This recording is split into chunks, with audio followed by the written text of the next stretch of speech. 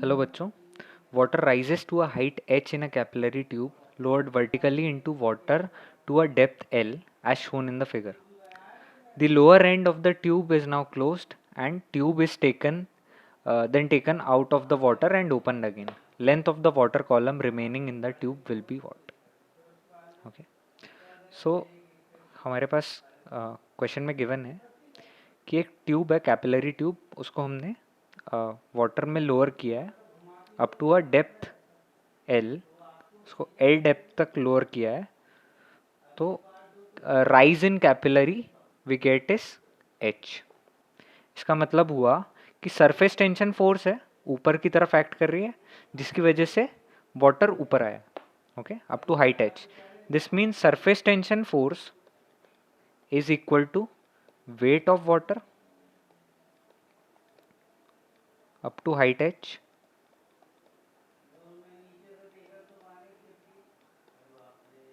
Right. Surface tension force हम कैसे denote करते हैं? Surface tension multiplied by length in contact which is 2πr, circumference of this capillary tube. Okay, now weight of water is rho times volume which is pi r square into h multiplied by g. Okay, so surface tension हमको मिल गया है. Let's write the height. H will be 2t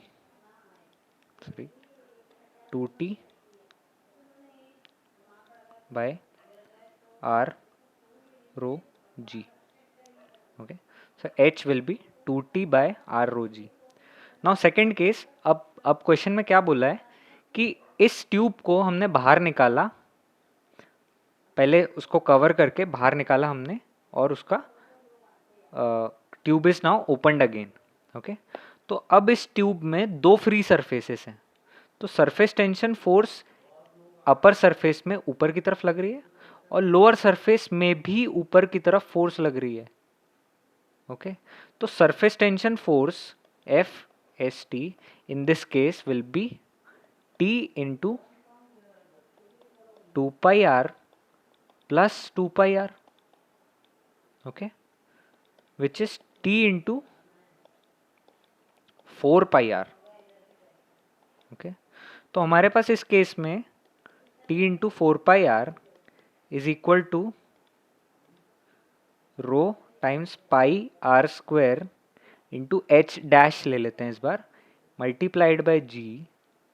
तो हमको यहाँ से t की value मिल जाएगी, sorry हमको h की वैल्यू चाहिए, h डैश की वैल्यू हमको मिलेगी यहाँ से 4t by r rho g. Now this h dash ratio जब h हम करते हैं तो हमको मिलेगा 2, which means h dash is 2h. okay, so if L is greater than h, greater than or equal to h, and this value will be 2h. okay, surface tension force can carry the weight of water up to 2h, but if L plus h, it will be L plus h if L is less than or equal to h. So option 1 will be correct.